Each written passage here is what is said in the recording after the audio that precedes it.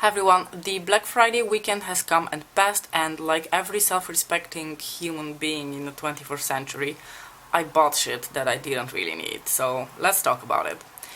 Joke aside, you don't have to buy anything on Black Friday if you didn't want to. I think I did pretty well, because for the most part I just repurchased things that are staples in my collection and that I just like to buy when they are on sale. But let's talk about it. Mostly, like I said, it's things you've seen before, and there's only one really new exciting product you've already seen on the thumbnail. That is the new Natasha Denona Face and Eye Palette, which I'm also going to demo for you in this video. I think overall I stuck to not making any irresponsible, rash purchases of things that I just want to have for the sake of having. Maybe the Natasha Denona palette qualifies as that, but the rest I think were pretty responsible, well thought out purchases. One of my orders has not come in, hasn't even shipped yet, nor do I think it will come in this very year. So I'm not going to be able to show you that, but I have sort of one of the products that I purchased, but I'm going to show you in a little bit. We don't have to get ahead of ourselves. Let's start off with the one product that is sort of a repurchase, but not really. And I'm going to apply everything as I apply my makeup. So I've already done everything up to the foundation, and I'm going to start with, like I said, one of my Black Friday purchases, which is the MAC Studio Water Weight Foundation. I don't want to spend too much time talking about this foundation, because I will just refer you to my video that I posted a few days ago comparing this foundation to the Estee Lauder Double Wear Nude Water Fresh Foundation. The reason I purchased this specific foundation was to compare to the Estee one, because they were rumored to be dupes, and the Estee one has been discontinued. I can only reiterate my thoughts from the original video that I really enjoy this foundation, and I think the two truly are almost exact dupes of each other. This is a beautiful, lightweight, sheer coverage, very natural looking on the skin foundation, and I'm super happy with my purchase. I have this foundation in the shade NC25, which I think matches me also really well, because it has those slight warmer undertones to it. In the interest of time, I already applied my bronzer, and now we are immediately going to proceed to application of highlighter and blush, which come from the new Natasha Denona Face and Eye Palette. I bought mine in the shade Dark. Now, when these were first teased, my first thought was, good for you, Natasha, thanks, but no, they look boring as fuck because they are basic as fuck. And then I don't know what happened. I actually think I know what happened. I watched a video where Charlotte Holdcroft demoed this specific palette, and after that something short-circuited in my brain, and I was like, I need to have this. Charlotte Holdcroft has influenced a lot of my purchases this year, or at least two that I can think of. Hey Lisa. Hey baby Dina. She's right here. Sorry, I'm distracted by a cat. As you can see, this is a palette which comes with two face products, which are protected by this little flappy thing here. Okay, first of all, before we even move on to the product, I want to mention the packaging. One of the reasons, or like 10-15% of the reason why I was very tempted by this product was the packaging, because I think this is stunning. It's beautiful rose gold, very sleek, very reflective, very fingerprinty, but I don't care about that packaging, and I just think it looks so luxe and so classy. And Lisa, you're about to break my Pat McGrath shrine, and then I'll have to give you up for adoption, okay?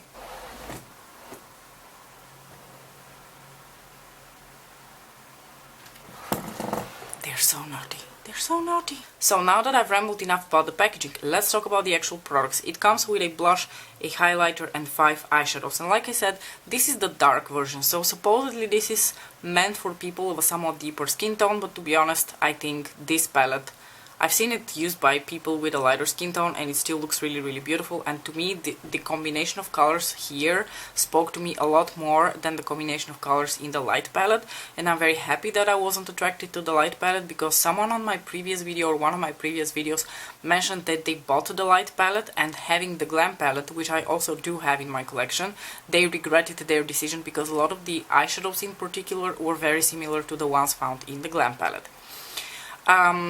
Above all, I was very attracted to this beautiful terracotta blush color over here, and I just thought the two shimmers in the dark palette and the specific depth and tone of the mattes in the darker version of this palette to be much more my kind of taste compared to the ones that were present in the light version of this palette. And I'm very excited to now try the blush and the highlighter. But before I proceed with that, I just quickly wanted to swatch them for you and potentially maybe things that might be similar that you already have in your collection. Now, starting off with the blush. The blush is a cream to powder formula. I'm not sure, it's a cream. It does feel like a cream, it doesn't it doesn't feel like a powder.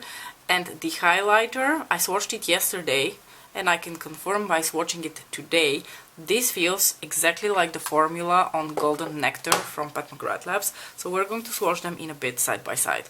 But let's start with the blush. So this is the blush, which is this beautiful, like rosy terracotta shade.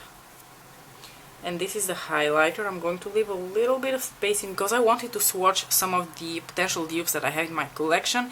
Immediately when I saw the shade of the blush from Natasha Denona, I had to think of Paradise Venus, one of the blushes from Pat McGrath, and looking at them like that, they pretty much look identical. So let me swatch Paradise Venus for you as well, which is again a gorgeous terracotta blush.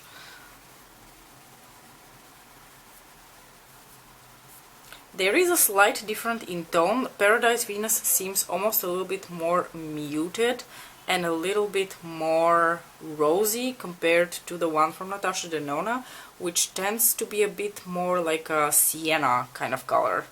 I don't know whether that made any sense to you, but it made a lot of sense in my brain. And the second comparison I wanted to make is again between a Pat McGrath product and the Natasha Denona one, and this is the shade Golden Nectar from the Spring Collection by Pat McGrath, and this is the highlighter from Natasha. And as you can see, they look similar in the pan, and just by touching them I can also tell you they feel very similar in terms of their texture. They're a powder, but they're both very silky, very lightweight, just a very sophisticated formula. So let me swatch now Golden Nectar here next to the one from Natasha, and as expected, the one from Natasha is of course a little bit deeper in tone compared to the one from Pat, because of course the one from Natasha is meant for people of a darker skin tone, and I know that Pat has a highlighter of a deeper version of this particular shade in one of her new trios. I don't have that shade, but maybe the one from Natasha will be very similar to that one. But I can tell you, in terms of texture, these are very similar to each other. I will have to be really light-handed with both the blush and the highlighter because of how deep they are. I'm going to take a dense, stiff, synthetic brush to apply the blush, because given the formula, I think this is the kind of brush you would need in order to apply it best. And I am going to just start very gently applying it onto my cheeks. So I need to go in with a very light hand. It's applying really beautifully. It doesn't seem to have much of a sheen to it, but it's also not a matte formula. It just kind of melts with your skin and looks very natural. I don't know whether you can tell. It's a very nice formula. And the color, despite being dark, I think when applied with a light hand can easily be used by people of my skin tone. This is beautiful. As expected, on my skin tone it pulls a little bit more red. I would still be very excited to try this whole product in the summer when I tan a little bit, but even now I can wear it without any issues. I almost feel like it gives a slightly like sun-kissed look. And now I'm going to apply again with a very light hand the highlighter. A bit worried about the highlighter because it's swatched even deeper than Golden Nectar, and Golden Nectar is already a bit deep for me.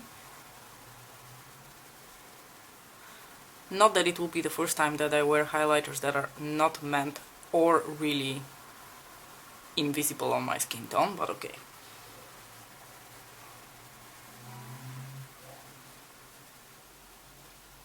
To me, this applies and feels on the skin exactly like Golden Nectar from Pat McGrath Labs. Like I said, it's a little bit deeper than what's meant for me. It has a beautiful golden finish to it, and there is a little bit of like a deeper base color, which is why it probably leaves a cast on my face.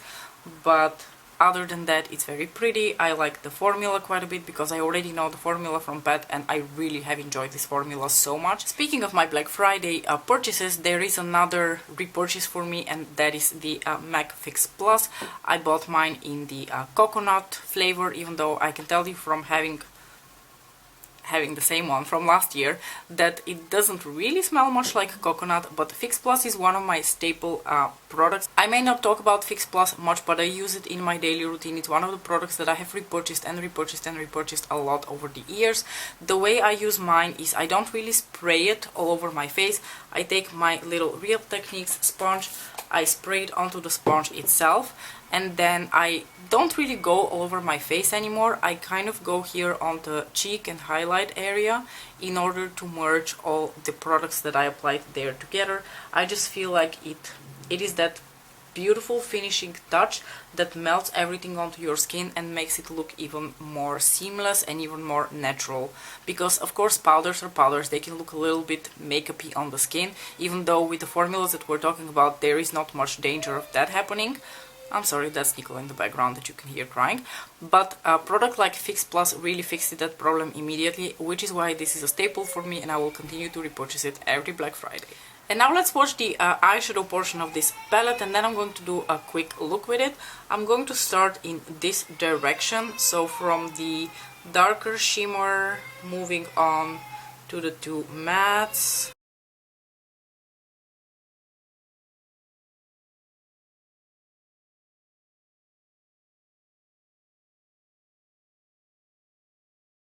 These swatch so beautifully. This shade is very pretty. This is like a almost like rosy red brown. There's a little bit of almost like red shimmer to it. It looks really, really beautiful. And now I'm going to swatch the lighter shimmer and the medium dark matte.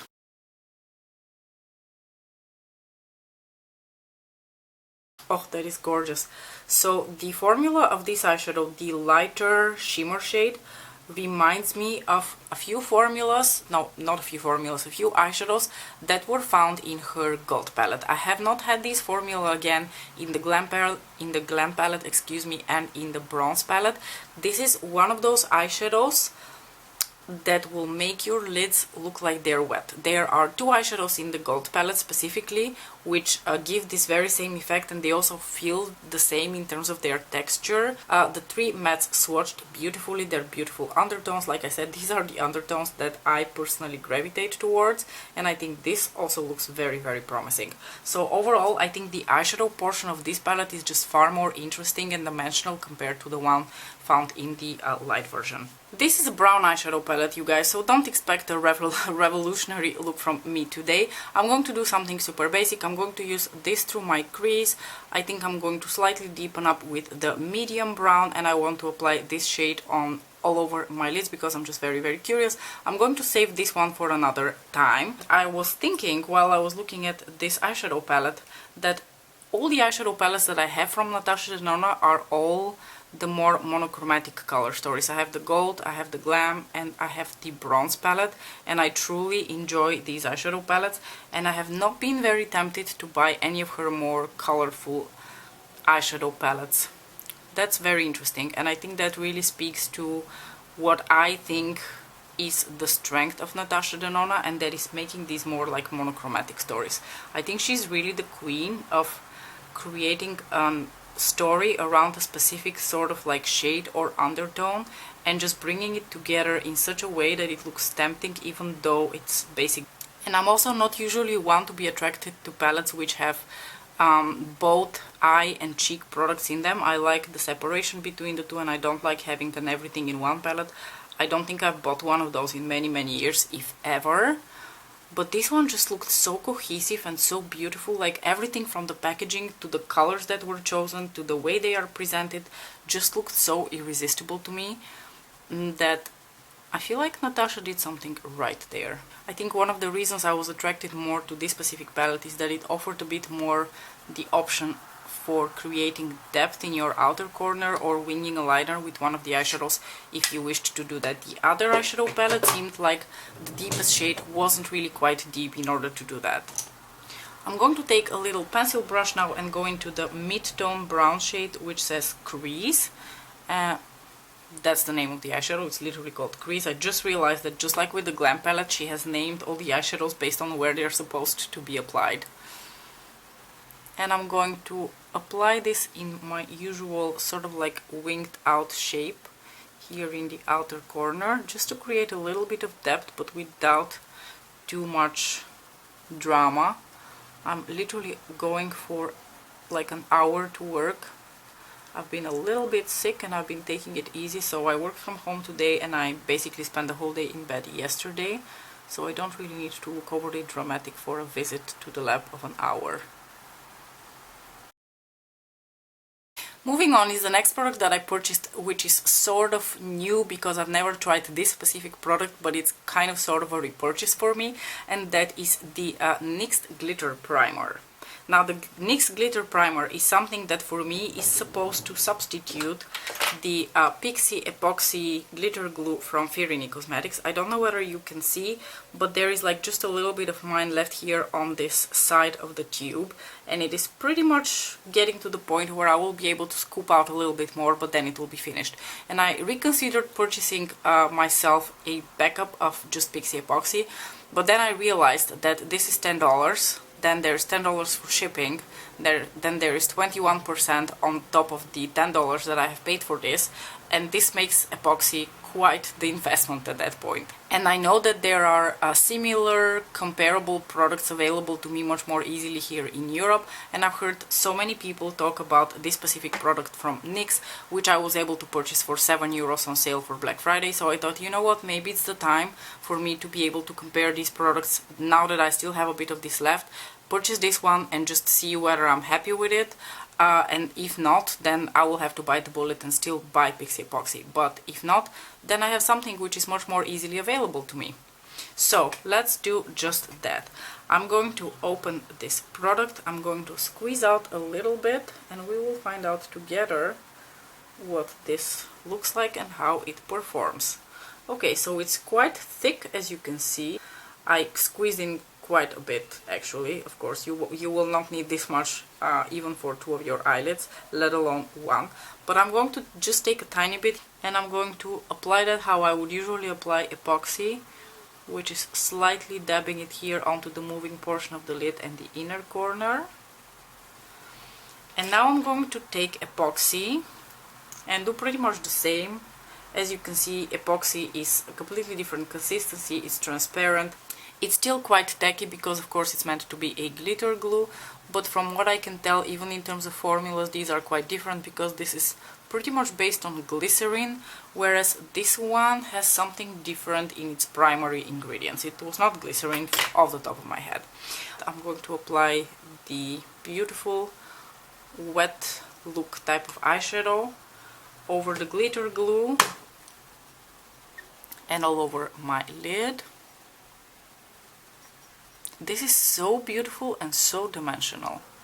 It has almost a little bit of like a warm brown base and then this like silvery taupe kind of glitter.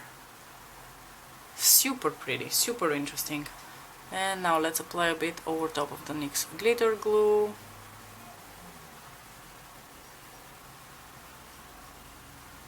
So far so good. This feels like, you know, a tacky base over which everything applies beautifully and sparkly. So far I can't really tell a difference between the two products, but I think the true difference will come from how they wear throughout the day.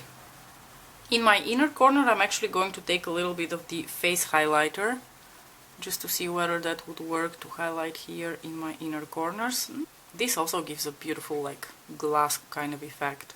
I really love the effect this eyeshadow gives. It really just looks wet. I wish you made this formula more often and put it in, you know, like the Glam palette or something, because the Glam palette, as much as I like it, is like pretty basic in terms of its formulas. Now I'm going to keep the lower lash line also really simple. I'm going to put this shade and then a tiny bit of this just here in the very outer corner of the eye.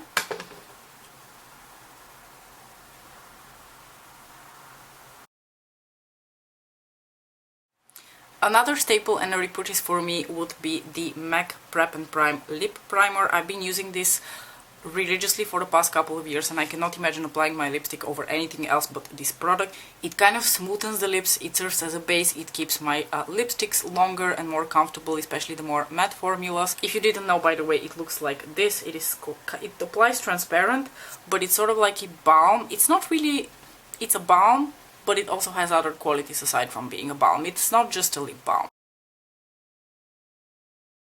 It really helps to keep more creamy lipsticks within your lip lines, and it just kind of like smoothens all the nooks and crannies that you have on your lips. And as I mentioned, the last order that I made for Black Friday hasn't even shipped yet, nor do I think it will arrive anytime soon. I don't even think it will arrive this year, looking at you at McGrath Labs.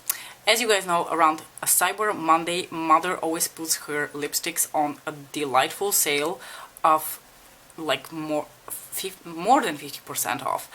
Usually they are around 13 to 14 euros. I think this year they are 16 euros. Hello, inflation.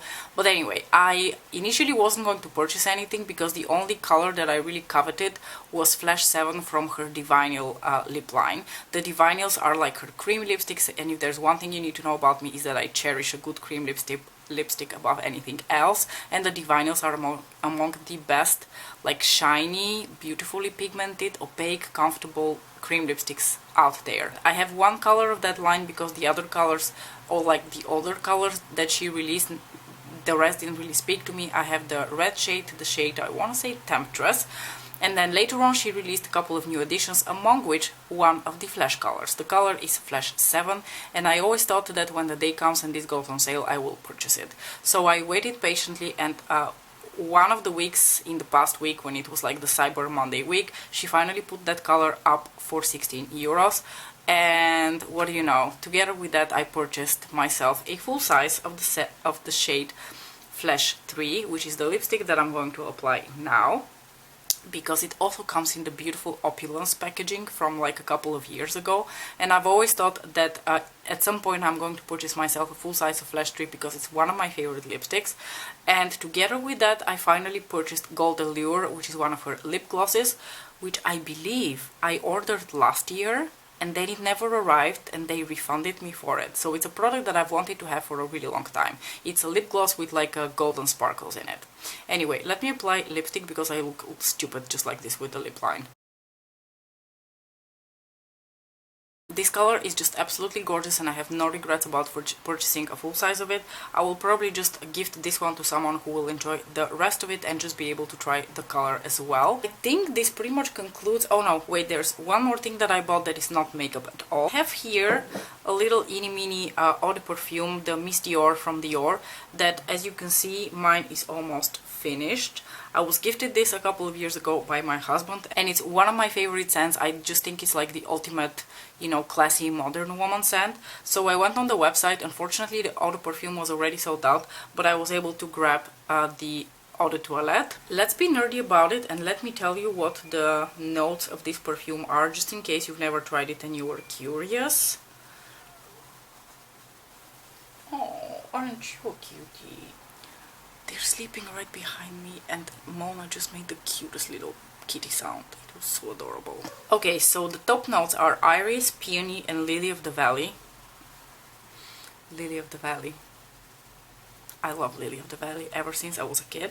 The middle notes are Rose, Apricot and Peach, and the base notes are Vanilla, Tonka Bean, Musk, Benzoin and Sandalwood. Yeah, vanilla and sandalwood happen to be in the base notes of almost every perfume that I've ever really enjoyed. So there you have it. This is Miss Dior for you. So overall a very basic beige, very brown look, but you know what? I'm really enjoying it. If you ask me what my favorite purchases of this Black Friday sale are, I am definitely going to have to go with the foundation because it is such an awesome find that it really is a dupe for something more expensive that has been discontinued. Obviously the Natasha Denona face and eye palette. I just really love this thing.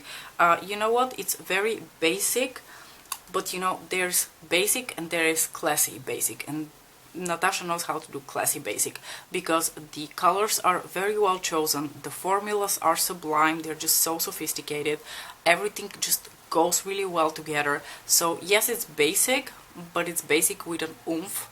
and that is what I look for when I want to purchase neutrals, which is why I do not regret this purchase, and I think I'm going to make a lot of use out of that. And someday when we travel again, this is definitely going to go places with me. I'm also very happy about my lipstick purchases, even though they have not come in yet. I'm very excited to try the Flash 7 color, and I'm very excited to finally have Flash 3 in a full size. So overall, I think I didn't do all that bad for Black Friday. I didn't go overboard. I didn't purchase things that were unnecessary that I was just going to hoard, because I think that I've learned quite a bit with my previous experiences of purchasing makeup, especially around Black Friday. You know, you don't have to buy shit just because it's on sale. Buy shit when it's on sale because you really want it. I'm very curious what you guys bought for Black Friday. Let me know what your favorite purchase was that you made this Black Friday. And yeah, thanks so much for watching. I'll see you in my next video. Bye!